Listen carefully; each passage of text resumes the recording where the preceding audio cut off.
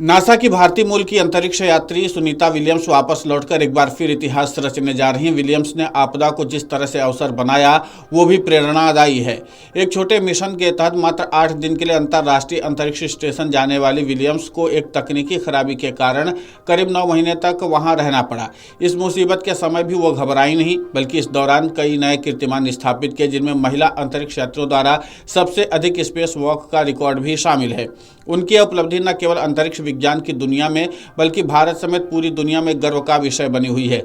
Sunita Williams ने 5 जून 2024 को NASA के अंतरिक्ष यात्री वुच विमोर के साथ बोइंग स्टार लाइनर के जरिए अंतरिक्ष की यात्रा शुरू की थी। उनका मिशन केवल 8 दिनों का था, लेकिन तकनीकी खराबी के चलते स्टार लाइनर को वापस पृथ्वी पर लाने का फैसला बदलना पड़ा और विलियम्स को ISS पर रुकना पड़ा। इस दौरान वे एक्सपीडिशन 71/12 अभियान का हिस्सा बनी और वैज्ञानिक रिसर्च में महत्वपूर्ण योगदान दिया। नासा के अनुसार उन्होंने 4500 से अधिक क्लासेस पूरी की और अंतरिक्ष में 121 मील से अधिक की दूरी भी तय की। अंतरिक्ष में रहने के दौरान विलियम्स ने कई और महत्वपूर्ण काम भी किए। उन्होंने कुल 50 घंटे और 40 मिनट तक स्पेस वॉक किया, जो महिला अंतरिक्ष यात्रियों के लिए एक नया रिकॉर्ड था। इसके अलावा उन्होंने ISS पर कई वैज्ञानिक प्रयोगों में भाग लिया, जिनमें जैव चिकित्सा, अनुसंधान, पर्यावरणीय अध्ययन और तकनीकी परीक्षण शामिल थे। उनके इस योगदान को देखते हुए उन्हें अंतरिक्ष अनुसंधान क्षेत्र में एक बार फिर नायक की तरह सराहा जा रहा है।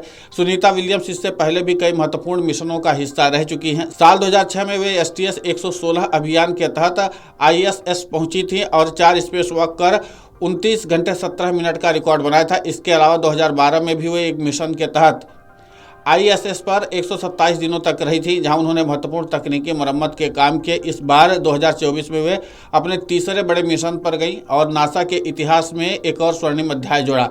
अब जब सुनीता विलियम्स पृथ्वी पर लौट आएंगी, नासा ने उनके लिए 45 दिनों का एक पोस्ट मिशन पुनर्वास कार्यक्रम तैयार किया है। इस दौरान उनका शरीर धीरे धीरे पृथ्वी के गुरुत्वाकर्षण के अनुकूल होगा।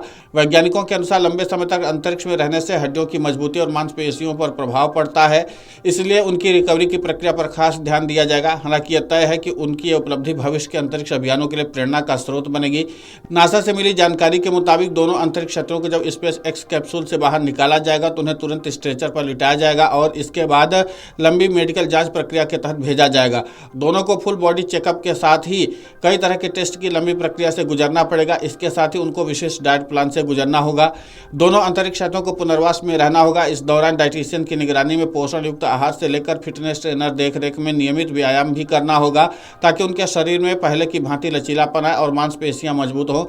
नासा से जुड़ी मेडिकल टीम ने बताया है कि दोनों अंतरिक्ष यात्रियों को अपनी ताकत फिर से हासिल करने के लिए करीब 1.5 से 2 महीने का लंबा वक्त लग सकता है। चूंकि सुनीता विलियम्स 59 साल की हैं और बुच विलमोर करीब 61 साल के हैं। इस उम्र में अंतरिक्ष में 9 महीने तक बिना सामान्य तरीके से खाए पिए रहना आसान नहीं होता। जानकारी के मुताबिक सुनीता विलियम्स और बुच विलमोर की सेहत में गिरावट को पहले ही नोटिस कर लिया गया है।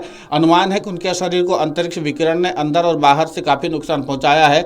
दोनों दिखने में पहले से हल्के हो चुके हैं, रंग भी पीला पड़ चुका है। इसी के साथ लंबी अवधि के एकाकीपन ने भी उनकी मानसिक अवस्था पर भी गहरा असर डाला है। Video desk अमरउजाला.com।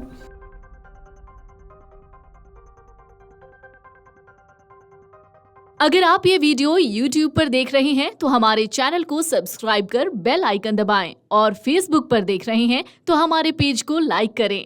8 million plus subscriber, आपके इस भरोसे के लिए बहुत धन्यवाद। अगर आप ये वीडियो YouTube पर देख रहे हैं तो हमारे चैनल को सब्सक्राइब कर बेल आइकन दबाएं और Facebook पर देख रहे हैं तो हमारे पेज को लाइक करें।